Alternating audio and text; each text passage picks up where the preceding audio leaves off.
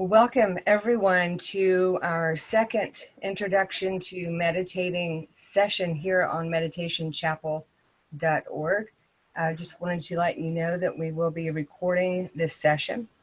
We're going to have another member of our steering committee, Pamela Begeman, come on in just a few moments and make some introductions. But I wanted to start us off with an opening prayer.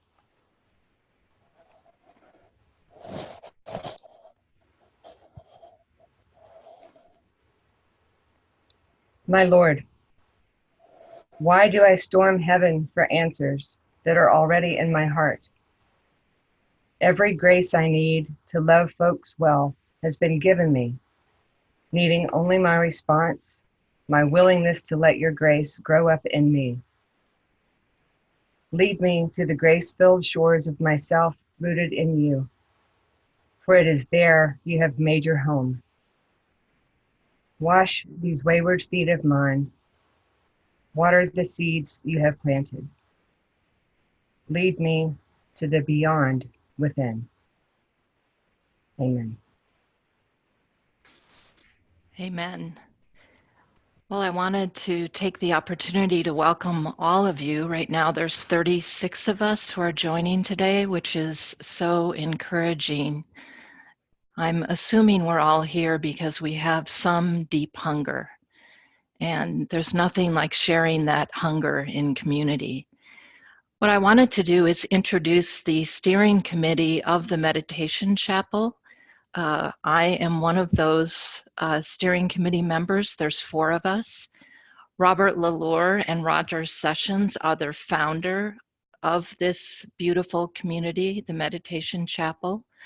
Laura Waters is also on the steering committee, and Laura represents the World Community for Christian Meditation. And likewise, my role is to represent the community of contemplative outreach. And so the 4 of us have come together to maintain the intention and vision of this worldwide online community, especially as it grows. And it's certainly been growing in the, I don't know, what has it been, 1.5 years or so since it was started. And it's pretty exciting. So the 4 of us will be facilitating this introduction today. And again, thank you for coming. Roger? Thank you. Well, I'm going to start out just by giving you an introduction to the overall website. You probably found it already if you're here participating in this workshop, but we're also taping this, so there may be people who will be participating in Meditation Chapel who are seeing the video but haven't seen the website. So let me start sharing that. And I'll give you an overview of what the online facility looks like. And somebody let me know if I'm not sharing what I think I'm sharing. So the first thing you're going to do is generally go to meditationchapel.org if you've never participated in one of our more than 50 meditation groups that meet here every week.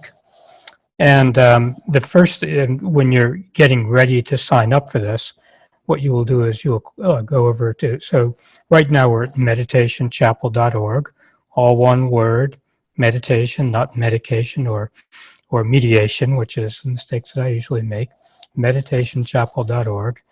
And you'll click on using the site and click on the Getting Started tab over here. What that will do is bring you up to a Getting Started page. The first thing you can do here is you should read the site rules and make sure that you agree with them. I'll click on them here. I'm not going to go through them all. They're all pretty self-explanatory, I think. I don't think you'll have any trouble with any of them. And the second thing you'll do is register as a chapel user. That will basically put you on our mailing list. We don't send out a lot of email. We probably do on average 1 a month. We'll send you the newsletter. That also is how we're going to keep in contact with you if we ever have to make changes, like shut down one chapel, open another chapel, password protect, anything like that. So it's really important that we know how to reach you, and we know that by registering as a chapel user. We don't rent out this email list to anybody, so you will only get emails from us, and you'll probably get, on average, one every 3 or 4 weeks.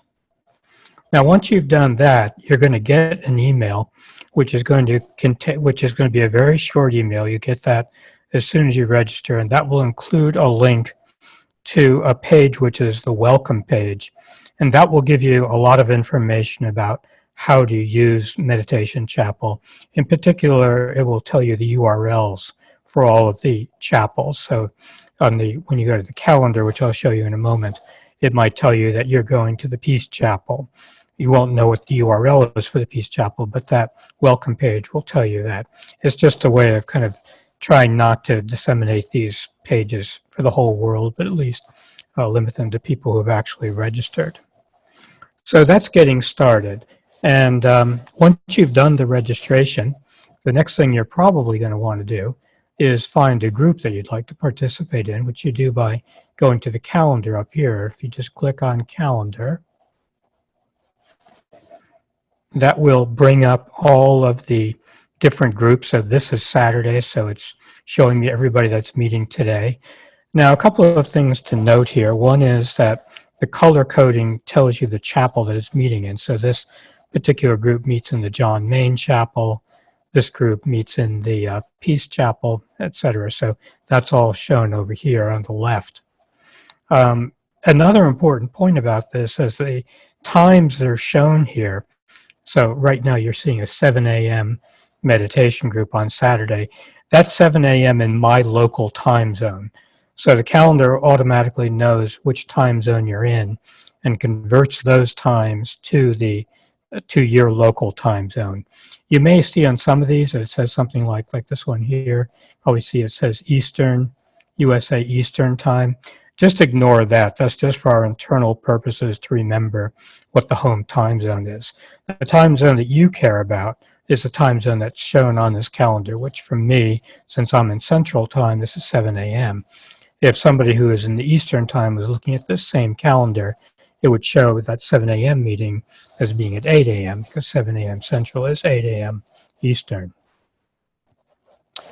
Okay, the next thing that you're going to want to do is you will need to go to the appropriate chapel URL. So if you're going to the John Main, you would remember that welcome page that you had gotten a link to would tell you the URL for the John Main Chapel. And all of the chapels look very similar. They look something like this. They usually have a picture, but the John Main Chapel would say John Main Chapel. The Thomas Keating Chapel would be the Thomas Keating. Peace Chapel would be the Peace Chapel, etc. They're going to have something that shows enter the chapel. And when you click on that, that's going to automatically bring up a Zoom meeting, which is what those of you who are participating in this workshop live are part of right now. So when you click on that, it's going to bring up, this is just a mock-up, so you're not seeing anybody moving here. But you're going to see something that looks like this, where you're going to have a bunch of boxes assigned to a bunch of people. And those are all the people who are participating in this particular group, the one that you're currently participating on. So that's how you enter the chapel. You'll see also, you probably can see if you move your cursor around. You don't see it here because this is a mock-up, but normally in the lower right corner, you would see something that says Leave Meeting. You click on that when you want to leave it. And on the lower left is probably the most important button here. And I should say that the interface for Zoom is slightly different on different devices, so you may not see it looking exactly like what you're seeing here. But over on this screen, you can see in the lower left an unmute and mute button. Basically, that's the microphone over here. I don't know if you can see where my mouse is pointing to, but there's an icon for a microphone. If there's a red line through it, that means that your microphone is muted and nobody can hear you.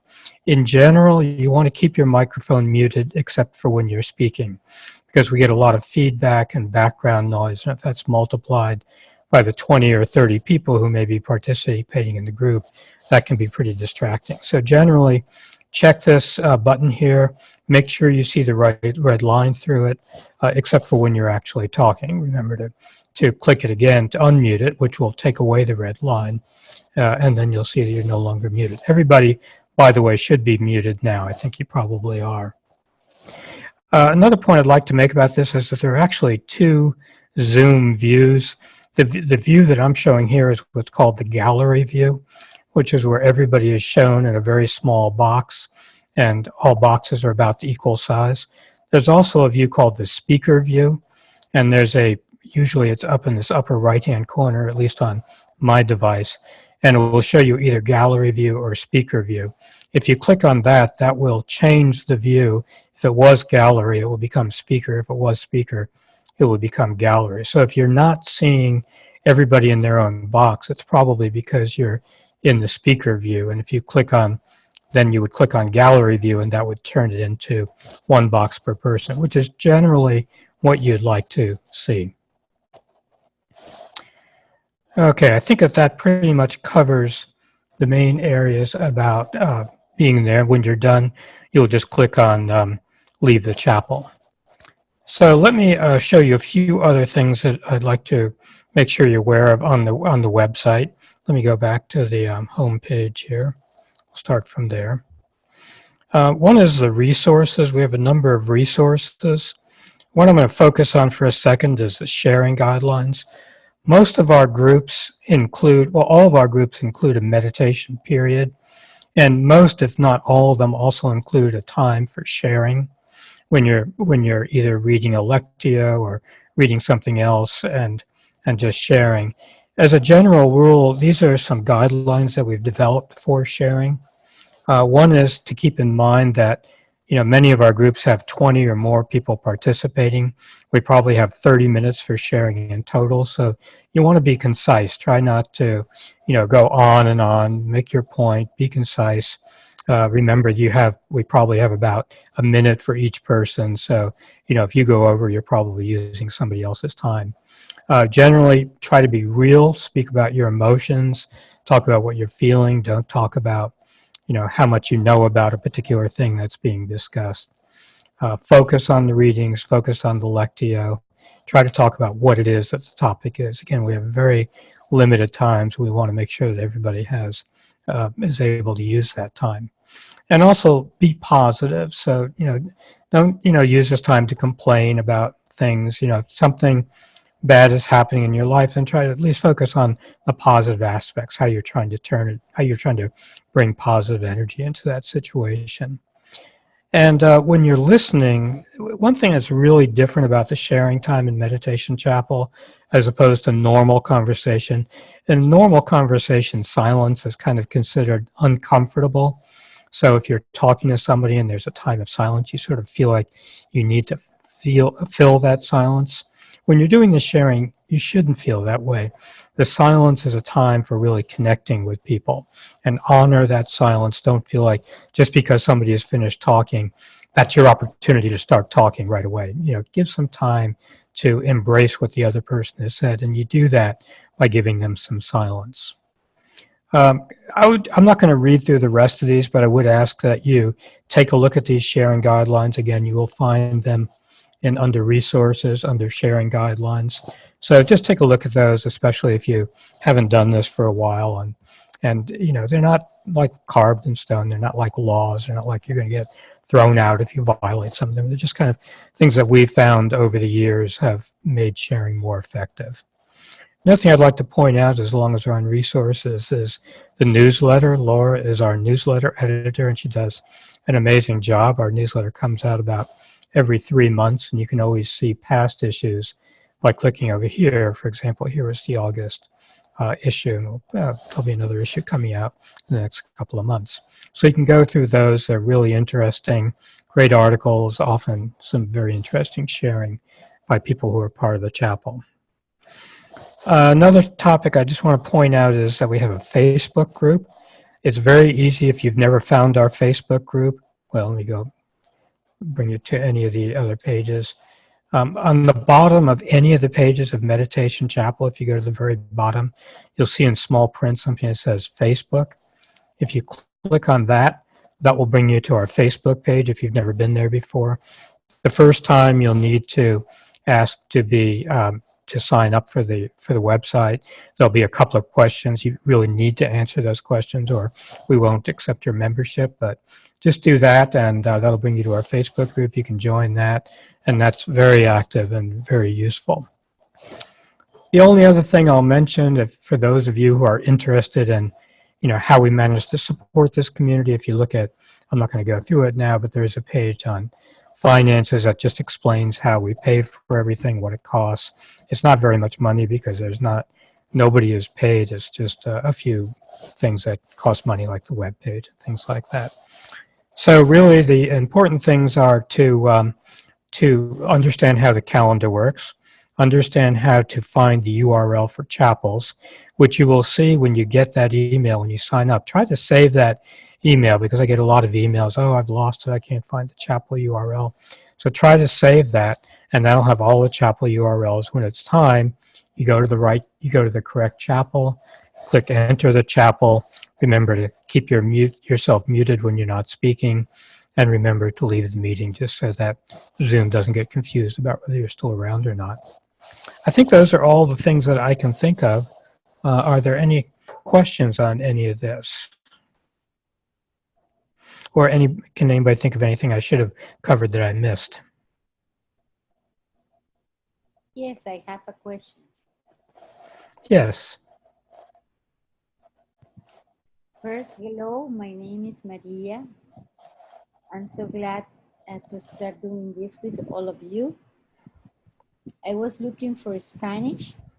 I have an invitation today for Spanish, but I am okay with English. And my question is about the finance support. How I can help in the finance support according to my possibilities? Would I select an amount and send it to you, or how are we gonna deal with the finance support? Okay, let me just show you that. And I don't want to, get people thinking that you need to send us money. Nobody is required to send us anything in order to use it. So the very first thing to understand about the finances is that there is no requirement to give us anything at all. This is a totally, free platform. Anybody can use it. Anybody can set up a group. But for those who do feel that they have some ability to support it, if you look on that finance page, there is a link down here. So right now I'm on that financial page. It says if you'd like to help support, you click on this here, which is a GoFundMe page. And if you can contribute something to us, that will be awesome. We don't, this is our kind of current budget. Right now we have 2019. We actually have, we have more money than we need, to be honest. So, we're not out there kind of beating the drums, but when 2020 comes, we'll be looking, for some help. But again, I don't want to focus on that because this is not about trying to make a lot of money. It's not about trying to convince people to support. We never have trouble raising the budget that we need. People are very generous, and everybody is free to use this platform, whether they can contribute or not. Let me just mention one other thing about the Spanish. Let me go back to this. So if you go back to the calendar here. Yes, I have my calendar with me. Okay, so this calendar here, if you kind of hover over one of these groups, it'll tell you whether or not the group is in Spanish or in English. So if it doesn't say anything, then the group meets in English. But like here, for example, if you look at this one on Wednesday at 4 p.m. my time, if you hover or click on that, you'll see, I think that is oh yeah, so this one says that it meets in Spanish. So any of the groups that meet in Spanish or any other language other than English will say so when you click there. So that's how you can tell whether the group meets in Spanish or in English. Okay, I understood. Thank you. Thank you. Okay. Any other questions on the website? If you have any questions on it, another thing you can do is just to show you, I won't go there now, but if you go to the, where the last tab over is About Us, and then there's Contact Us, and all of our emails are there. So if you have any questions, just send us an email or ask at one of your groups.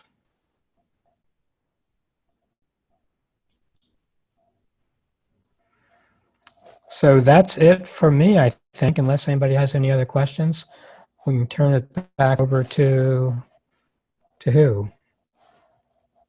To Robert, I think. Yes.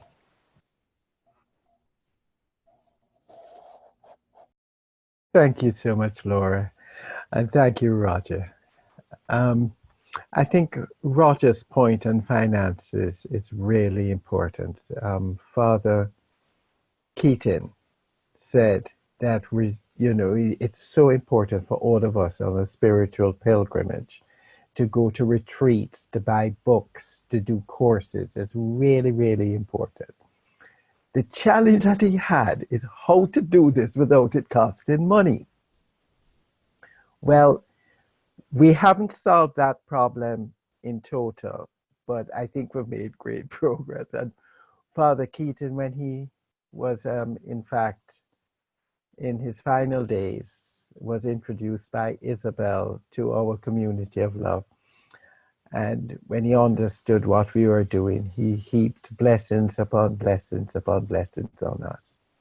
So we are very grateful for all contributions, but please understand that what we're doing is trying to spread the word of God, and we're doing this at very, very low cost, deliberately, so that we can actually make that available to every single person on the planet, God willing. So my role in the movie is to speak about why you meditate. Now, I think there are as many reasons as there are meditators. So what I shall do, with your permission, is to tell you why I meditate and how I came to this wonderful path. I had come up, I'm from Jamaica, as my accent betrays, and I had come up to the UK to be with my daughters, as fathers are there to solve all problems under the world. Well, my daughters, who are in their 30s now, quickly assured me that that is not my role in the movie. So it was a challenging time for me. And just by chance, I saw this ad for a retreat, and it was at the Emmaus Center, and I figured, well, Emmaus, there's some possibility there. So off I went for this thing, having no idea about meditation whatsoever, contemplation. So off I go, and I learn when I check in that it is a silent retreat for a week, which is a challenge. To keep a Jamaican quiet for a minute is a big challenge, much as a week. You go in for breakfast and you wave hello and, greet everyone, and we don't do that for this week. So it took a little getting used to, but thank God I quickly found out. I settled into the rhythm. And I was blown away, in fact, to the point of tears from my first meditation session. And what it allowed me to do was to shut down all of this lying that I do to myself, all of this nonsense. I was forced to face the reality of the situation in which I was. There was no escape. And that's a bit scary, yes. But the alternative is a heck of a lot scarier. And by the grace of God, I got the answers to the two most important questions of my life within the first 2 days of the retreat. And these were questions so profound that I did not have the wisdom to ask. I was just open. And by the grace of God, I got two answers that completely transformed my life. And what is great is that I know that I have a lifetime to grow closer to the image that God has created me to be. But I am so grateful that it's not about me. I just need to surrender. And in meditation, that's exactly what I do.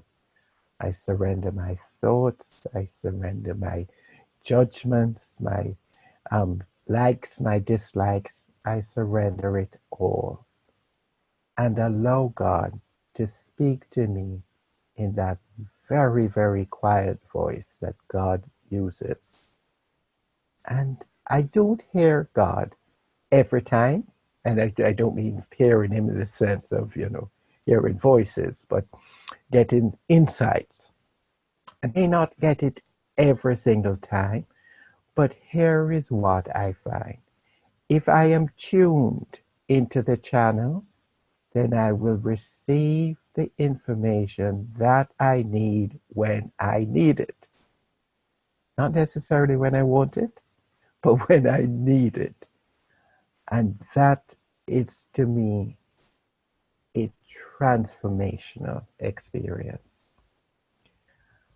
I have a very simple goal that meditation and my community of love is helping me to achieve. If you squeeze an orange, you're unsurprised when you get orange juice. My goal is that if you squeeze me, justifiably or not, all you will get is love. Because as Father Vincent shared with us, what this process is about is love, loving love.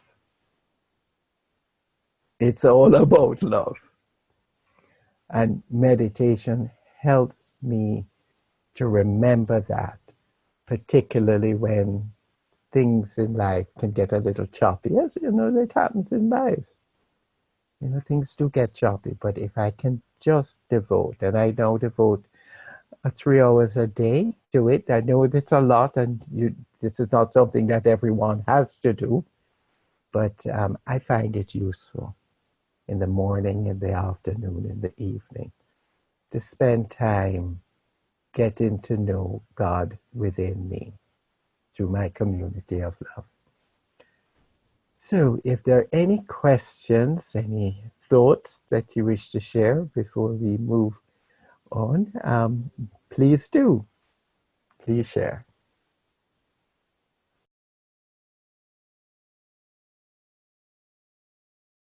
Yeah, perhaps I'd just like to share that, there are many well-documented medical benefits and psychological benefits to meditation, and all those apply to the meditation groups at, meditationchapel.org. And, Robert's talking about the spiritual benefits, which I think are fairly specific to a faith-based meditation practice, which not every single one of our groups is faith-based, but most of them are. And one other thing I should have mentioned, I think, when I was talking, is that, all of our groups are open to everybody. So whether or not you've come into this through the World Community of Christian Meditation, or you've come into it through contemplative outreach, or you've come into it through a Buddhist group, you are welcome to attend any of the groups that are meeting on Meditation Chapel, with the possible exception of a few that have some requirements, like the 12-step groups, which will be mentioned if there are any requirements on the calendar. So, I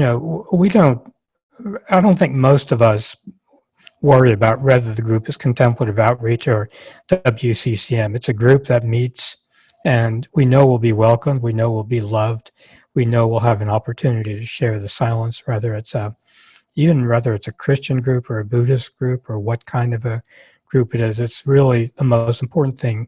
It's a group of people who want to be together and share silence together.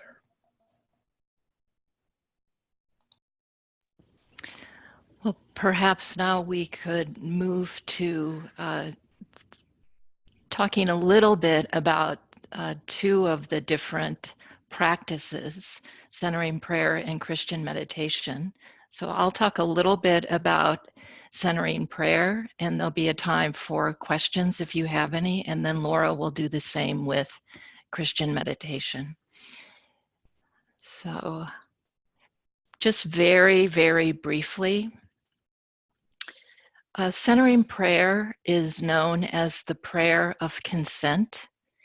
It really is the heart and soul of the prayer is to consent. And over time, as Robert mentioned, the deeper we go with God, the more consent becomes surrender. And one of the things that Father Thomas always talked about the prayer is that prayer is relationship. And in the Christian context, it's all about relationship with God. And I believe that when we come to the point where we feel ready for a kind of meditative prayer, that it's really an invitation to move from belief about God and ideas about God to an actual relationship with God, one that is beyond thoughts, beyond feelings, beyond words, all of which are appropriate, but this is another dimension of relationship with God. And when we enter that prayer, we really are entering it knowing that God is present to us in our inmost being, that God is transcendent, yes, God is all in all, but God is also within us. And this prayer is one way of accessing God's presence within us. And as Robert also mentioned, it really affirms and creates an experience that God is nothing but love. Nothing but love. And at least in centering prayer, it is a very receptive, non-conceptual prayer. And let's talk a little bit about the actual method and why it is receptive and non-conceptual.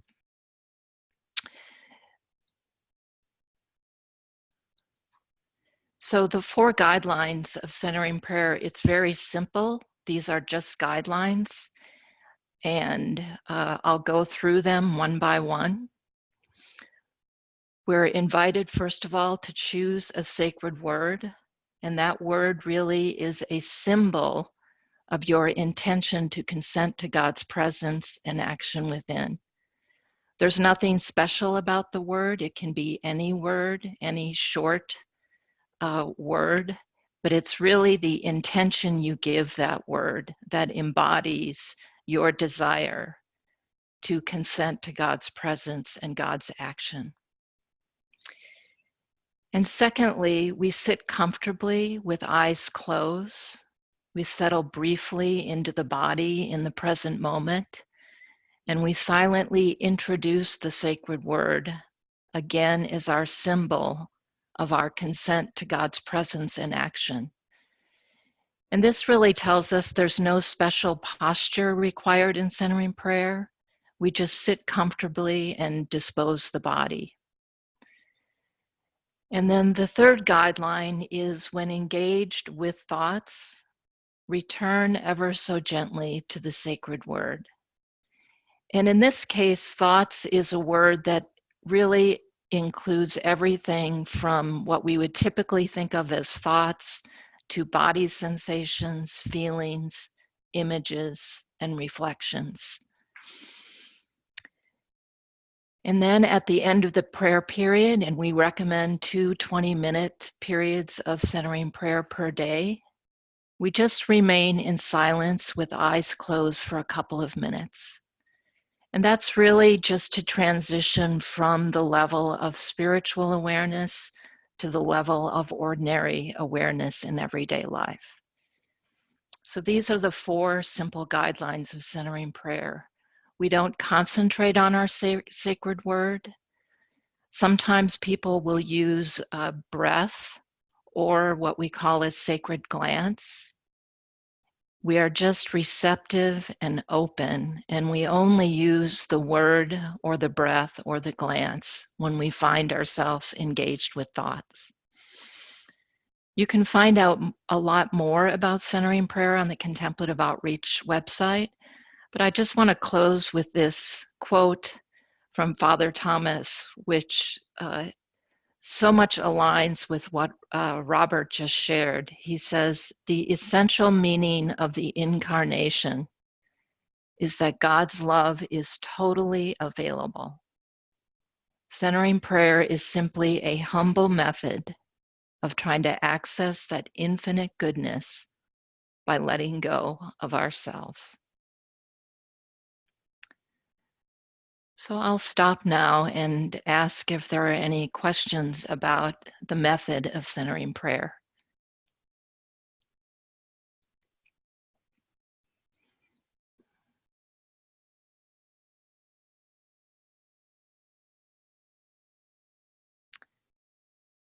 Okay. Hi there. Actually, I Hi. do have a question. Okay. My name is Penny, and this is not my first time doing centering prayer, but I do have a question about the sacred word. Mhm. Can it be a phrase, like more than one word?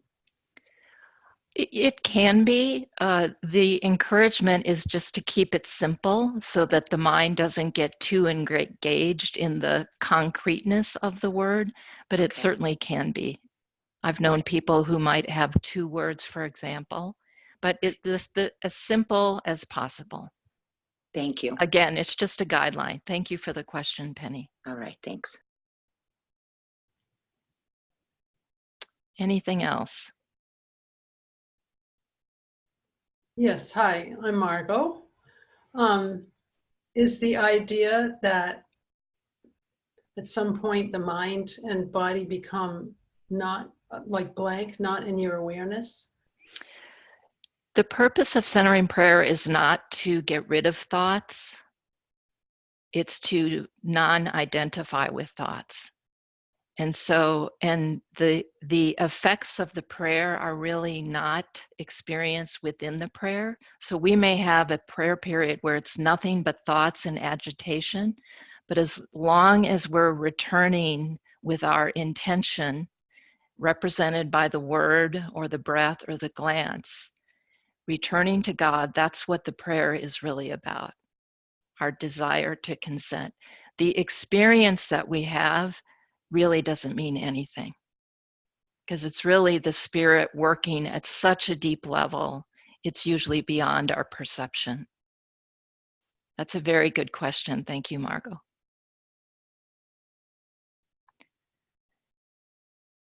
Laura, why don't you go ahead in the interest of time? Thank you, everyone. Thank you, Pamela. So I'm going to share some information here with you about Christian meditation, and how I came to this was through the World Community for Christian Meditation, WCCM. So just a little bit about Father John Main, who is the founder of WCCM, and Father John is passed on in the early 80s. But what Father Main taught is that meditation is as natural to the spirit is as breathing is to the body.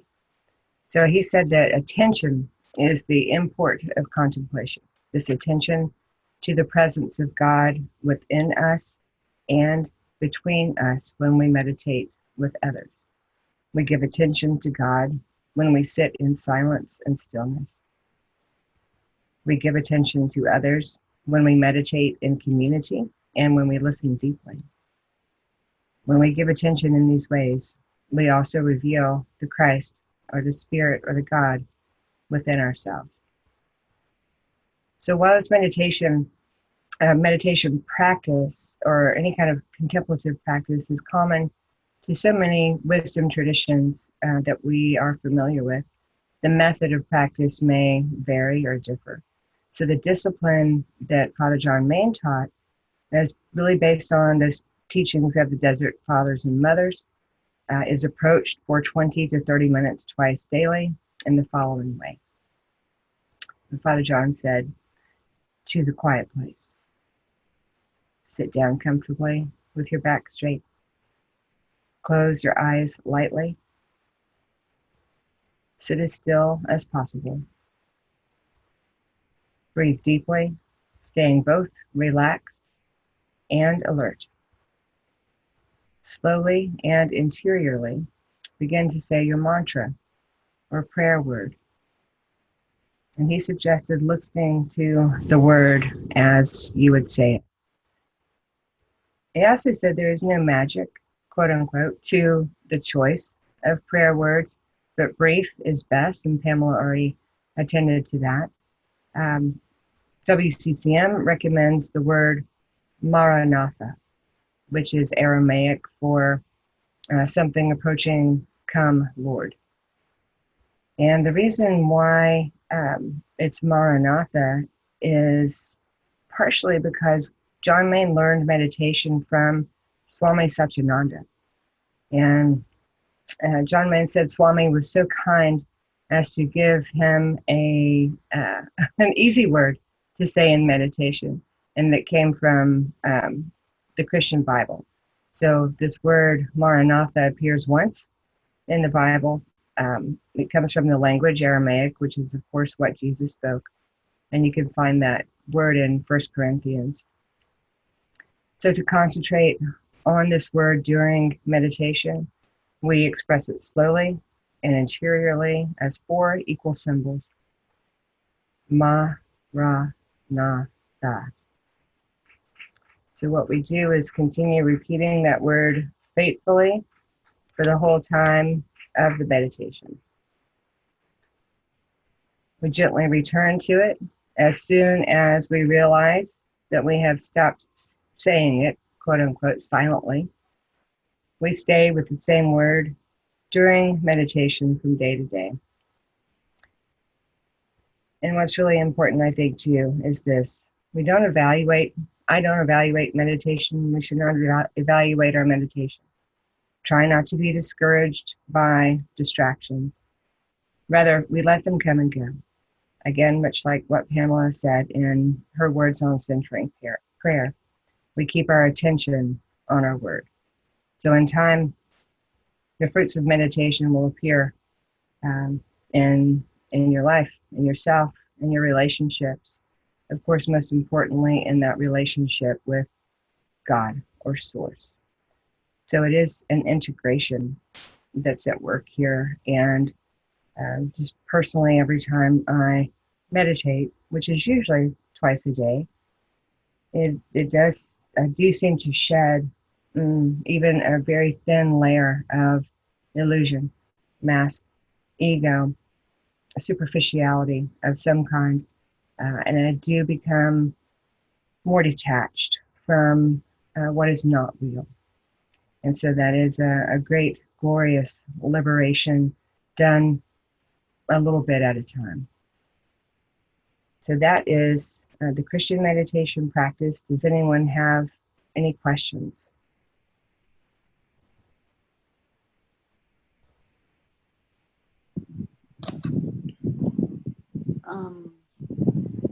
I would like to share. I practice this both for different reasons. I first started with the John Main meditation, and now I have almost 2 years with the Thomas Keating Center Prayer. Both of them are really 100% very close. I mean, getting into the deep communication with God doesn't matter what of the two of them you use. In the couple of years that I have, in the only couple of years, what I noticed that is the most important is attention. The mind have a lot of thoughts,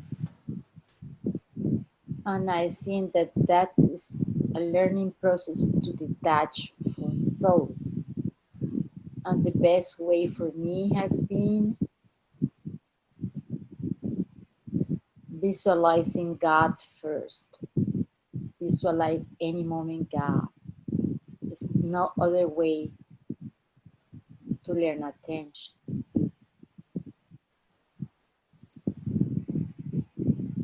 Thank you. Thank you so much for that.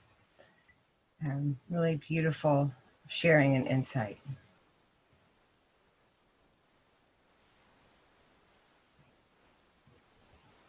Laura, I have a quick question here. Can you please tell us about other forms of meditation available through the website from other religious traditions? I can begin that, Nancy, and ask some help from Roger and Robert. I know that we have on meditationchapel.org, we have a Buddhist group. We have also a non-faith mindfulness meditation session as well. We have A Course in Miracles, which of course is Christian tradition, but and like Roger said earlier, any of our sessions are for people who practice any wisdom tradition, because even though my groups are in WCCM in the John Main Chapel, I often read from the Tao, or we have a BJ's group, Wild Mercy, which is interspiritual as well. So we have a variety from which we draw, because all of these traditions are so incredibly rich and real in practicing silence and stillness and gaining insight into who we are, and going into the deep matters of God and our relationship with God. So Roger, Robert, do you have anything to follow up with on that question? Thank you, Nancy, for that. Well, let me just say something maybe I should have mentioned before. I'm going to share my screen again. And hopefully you can see the home page at Meditation Chapel. And if you look at our vision, which is here, Meditation Chapel nurtures unity and world peace through the sharing of divine stillness and sacred listening. We support groups of all faith traditions in offering and sharing the contemplative experience through the sacramental use of technology.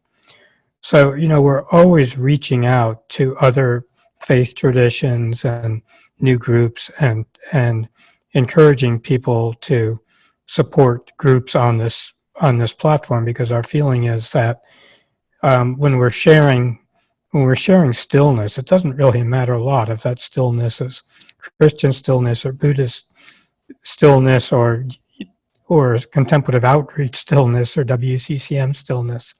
The experience is so similar that we share this experience, and we're always reaching out. We're always trying to find new faith traditions, and what traditions we support is going to change on a monthly basis as new people become interested in participating.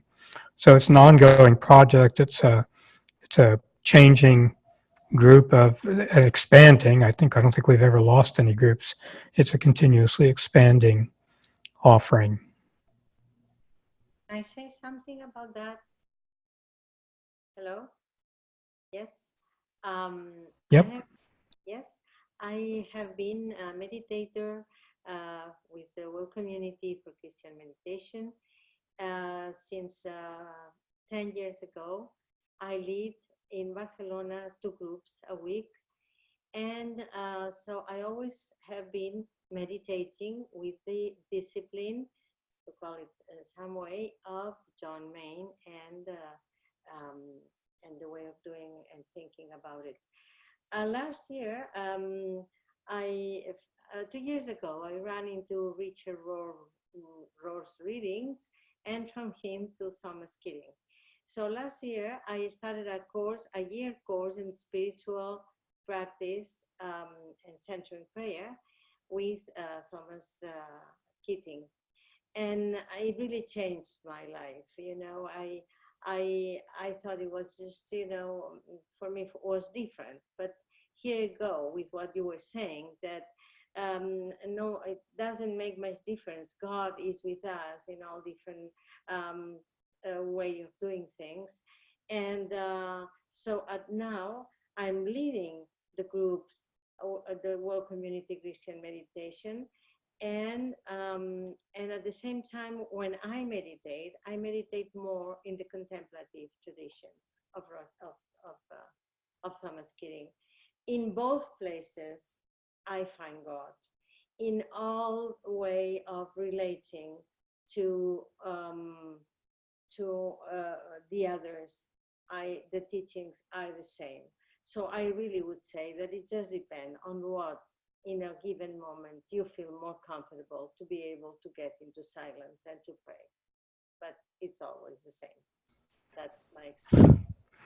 Yeah, I would say that in my experience, most people choose the groups that they're going to meditate with more based on what time they meet and what's convenient for them rather than what the group's tradition is. And I think most of us meet in multiple different groups. You know, I know that I often go, even though I'm officially part of WCCM, I, as often as possible, go to contemplative outreach groups, and I know others do the same from the other side. So it's all beautiful. We all learn from each other, and like you say, we find that what we have, we may use different words, maybe different terminology, maybe slightly different techniques on how to achieve it, but what is in common is so much more profound than what is different. Thank you, Roger. And also, silence is, as I understand, our original language, the universal language, the forever language. So just like Roger just said, though we may use different terms, maybe have some variations in practicing, that's what we're doing. We're cultivating the presence of God and learning to deepen that and to practice consent and surrender and drawing from that deep well that is inside of every human being. I imagine Meditation Chapel as this beautiful table that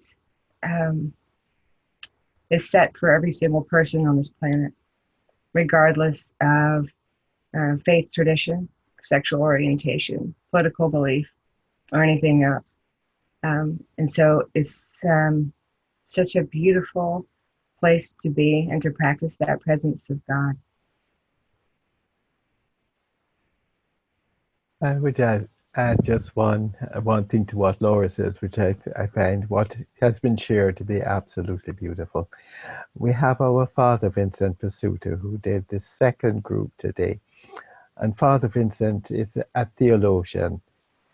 He's an academic. And he says that when he's within his academic community, which is made up of multiple faiths, it is like a banquet.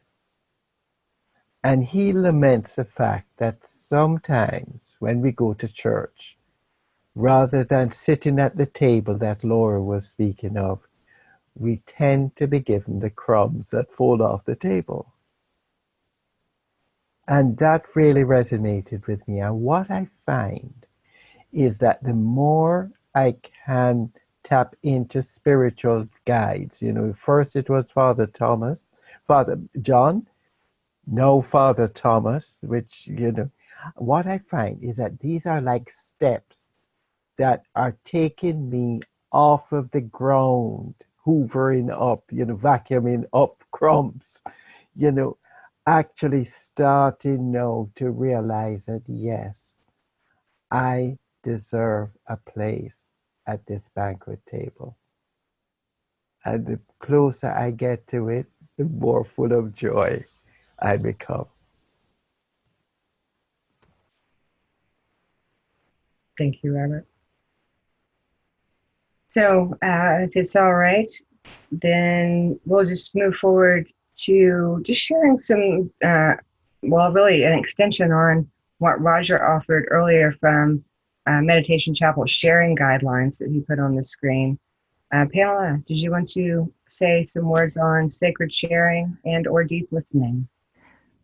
Well, just very briefly, because I think Roger did cover it. It is important. It's an important practice and an important learning to engage in sacred sharing. It's a different kind of it's a different way of coming deep from within my being to what the Spirit has prompted in me and sharing that with the community. And I find it to be one of the richest experiences of the meditation chapel, because the Spirit really moves and teaches and enlivens and inspires. And sacred sharing is the way the Spirit does that, but also in the deep listening, because that's how we receive from each other. And so it's providing a receptive, available, attentive presence. And then Laura, the holy pause. Thank you. So Roger also mentioned this too, beautifully. So the holy pause that we practice here in our sessions on Meditation Chapel is really that silent space that we give each speaker. So I envision it as kind of either a parenthetical or an ellipsis before and after each person shares. So when I'm able to allow that silence, I think that I know that it helps me to absorb or retain or resound with what that person has just shared. And it's another part of that deep listening that Pamela talked about. So instead of, as soon as somebody mutes themselves after sharing, it's let's have a few moments of silence, a few beats, 5 beats of silence, or whatever seems best in that moment, just to have that profound respect around what that person says, so that they do feel like they've been listened to. All right, so we're going to share some silence here, and I think maybe if we go with 10 minutes, that probably will be good. That way we will also have time for modeling the sacred sharing, the deep listening, and the holy pause for a brief time after our shared silence. So I'm going to offer us an opening reading for our time of silence. Let me share that document.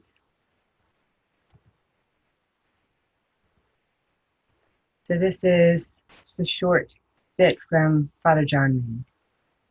And then I'll have 3 bells to usher us into silence, and hopefully 3 to end our silence.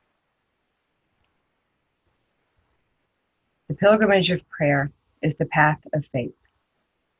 The recitation of your word is your pure act of faith. Once entered upon, it will progressively draw more and more of your being into itself. It will seem as if it is integrating you simply in order to possess and fill you more perfectly. And out of this essential experience will flow the abundance of joy and hope proclaimed by the gospel, a rootedness in ourselves and in the reality of the redemptive power of love in human life. In short, the fullness of life that Jesus came to bring us.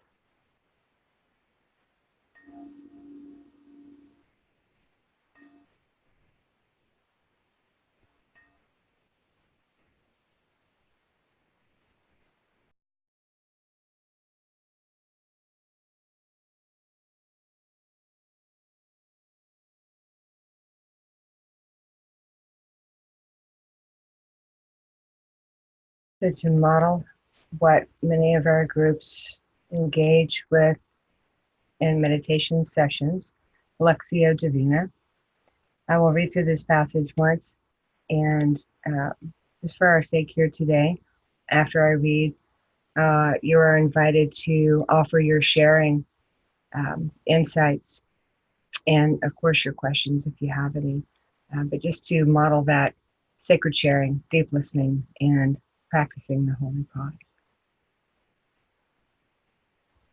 My heart can take on any form: a meadow for gazelles, a cloister for monks, for the idol's sacred ground, Kaaba for the circling pilgrim, the tables of the Torah, the scrolls of the Quran.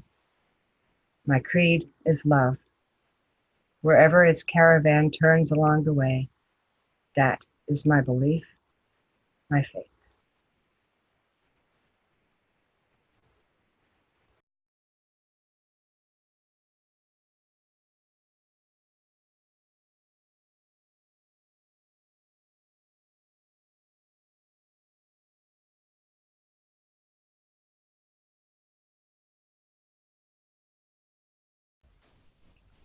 My heart can take on any form, a meadow for gazelles, a cloister for monks, for the idol's sacred ground, Kaaba for the circling pilgrim, the tables of the Torah, the scrolls of the Quran.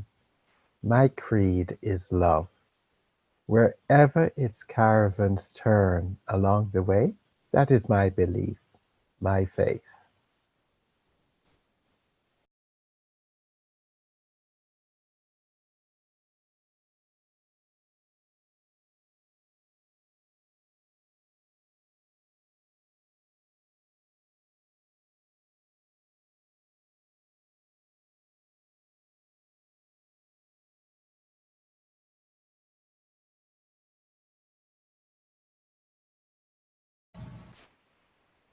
So anyone who wants to share anything that may speak or resonate with their spirit from this passage, you are invited.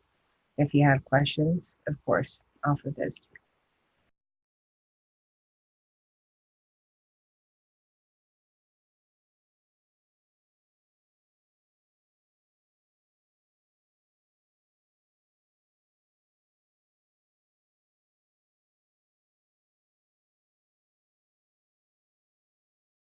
I think that is beautiful how my heart can take on any form,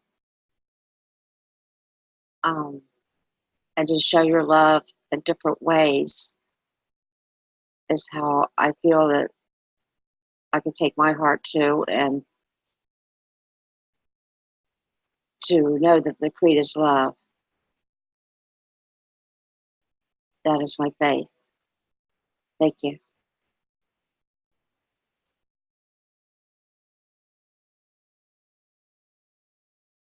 My creed is love reminds me of the San Francis prayer.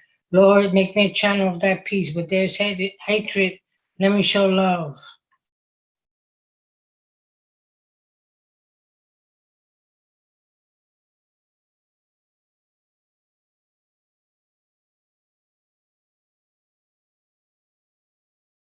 I like the poem. Can you hear me? I'm not sure. Yes, Irene. All right. So I like the poem. It brings peace to my heart, opens me up. I think that's all I want to say because I do have to leave the group. I'm going to church from here and I have to pick up someone on the way. So I guess you're going till 3:30. Yes, ma'am, unless we end before that time. Okay, I'm going to slip out, but thank you so much, all of you. This is great. Thank you, Irene. Godspeed on your going. God bless.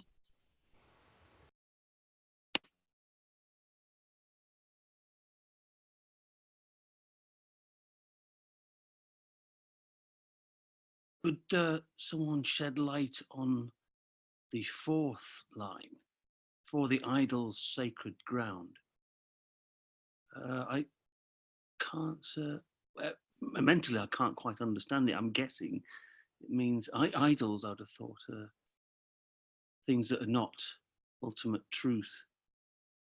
And there's a place where that can be absorbed. I'm just guessing. It's a not wonderful idea if it is like that.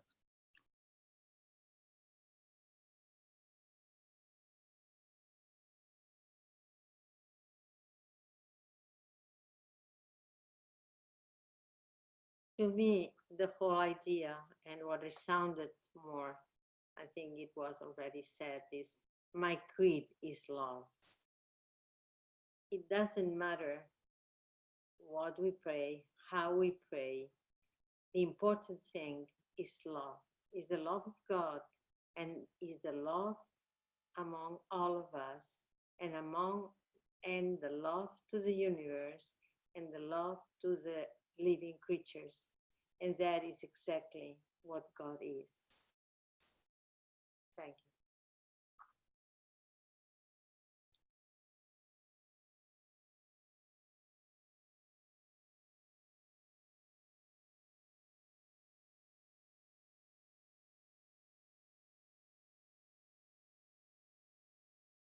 I love this.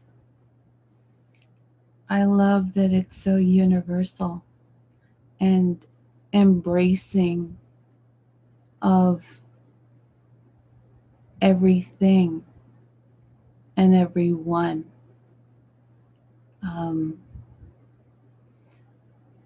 It's almost like a dream that I would want life to really be like.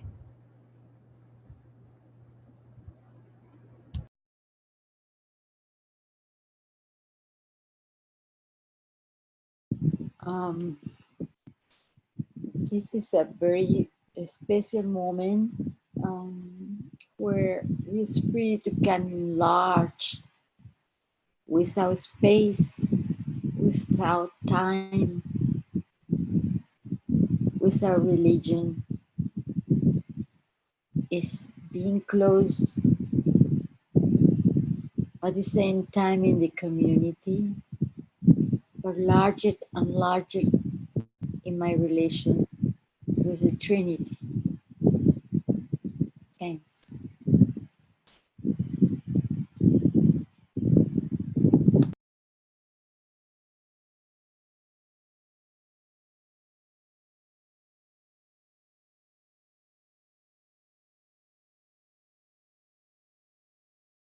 Have to sleep from the reunion. Thank you all very much, and see you in the next time we can meet together. Thank you very much to all of you. Thank you.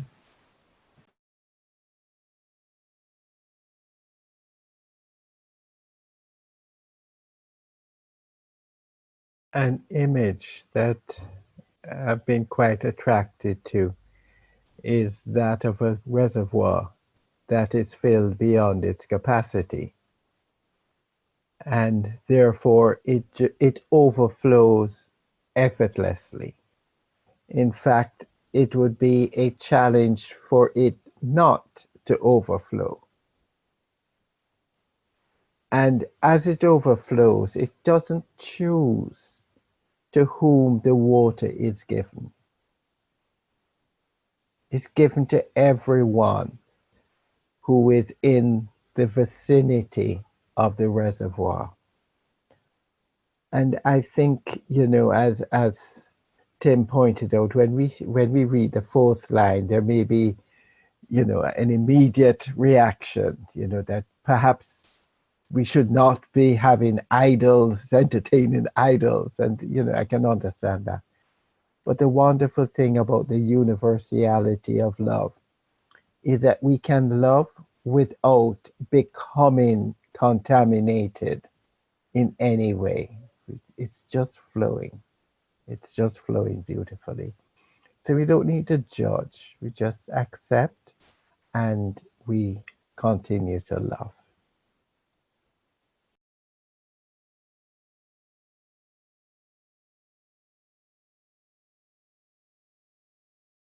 What I like about this poem is that,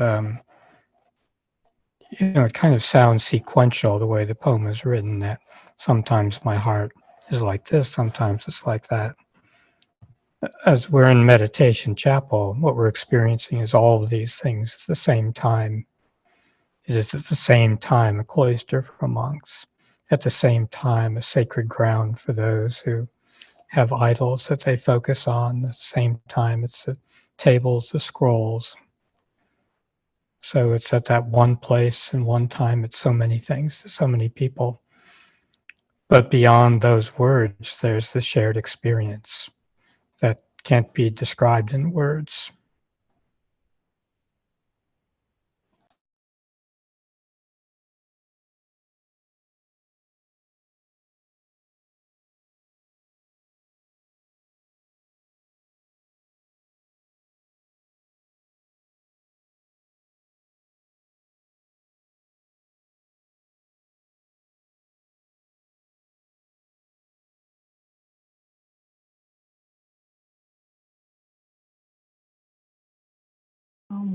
This poem takes me to a place that is timeless. It's, the scrolls of the Quran, the tables of the Torah, cloister for monks. My heart can take on any form. It's like timeless or spaceless. It's like infinite, and it has to do with the group. People from everywhere, different hours, all kinds of backgrounds. It's beautiful, beautiful poem. Thank you.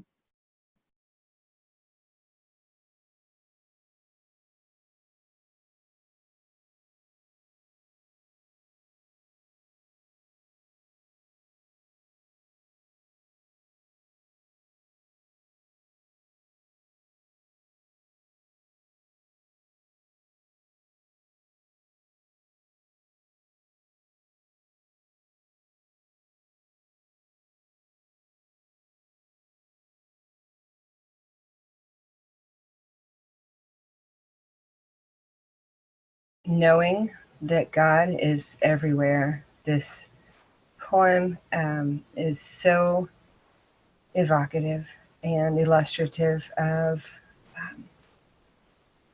the great gift that's available in God's love and in sharing God's love with others as we do here together. And I'm struck by all these different forms. A meadow, this beautiful, open, lush space, a cloister, a building built with the intention of housing monks, the sacred ground for the idols, maybe in a way purifying them, the circling pilgrim, the dancing, a structure, the written word, all of it carries God, and is a great reminder to me that I too am a caravan.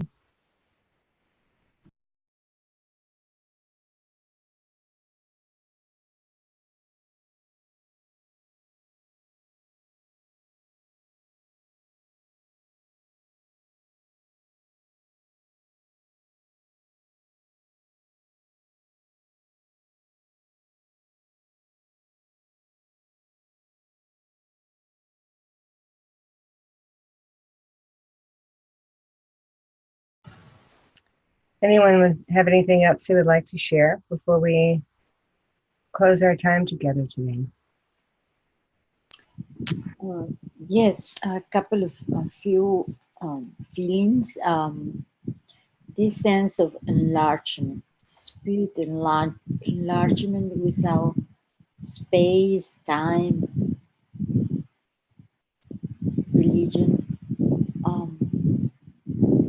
I think inside of us is enlarging too. And my attention is at this moment capture the moment of this intense enlargement inside of me. How the universe can be so large and at the same time in very little atoms, if you want to say. Then this enlargement feeling is the very close feeling that I feel right now. Thank you.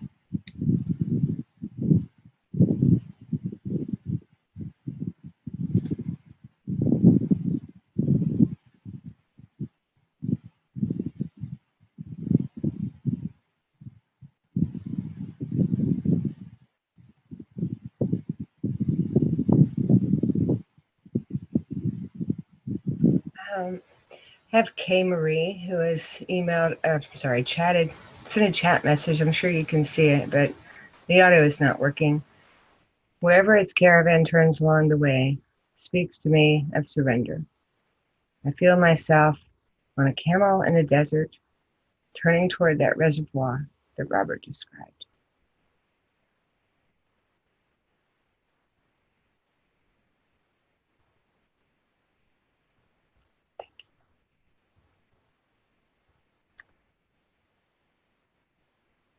Anyone have anything else? Either Robert, Roger, or anyone before Pamela shares the closing blessing.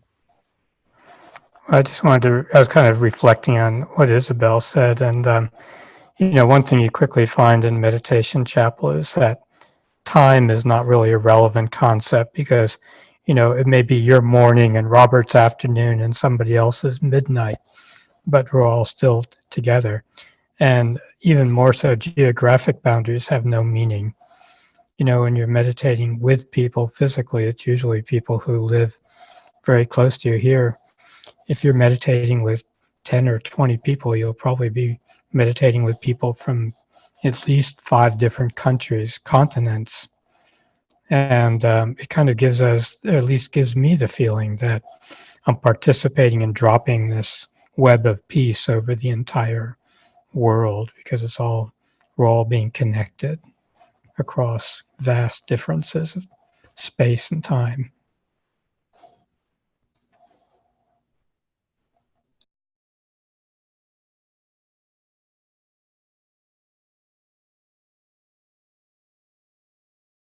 Well, friends, let us close with a prayer to consecrate our time together.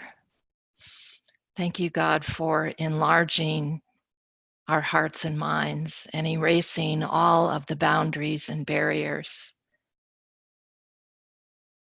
Thank you, God, for enlarging the love of your presence and enlarging the love in this community.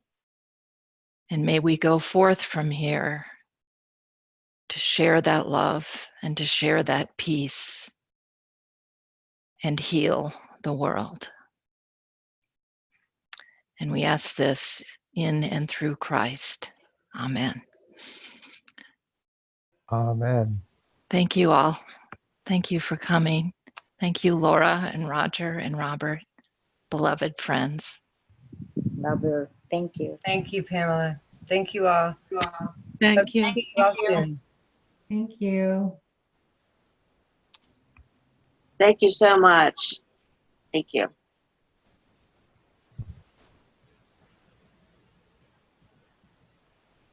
Bye-bye, everybody. Bye. God bless. Thank you all. Bye, everyone. Thank you very much. Bye. See you soon. Thank you. Thank you very much.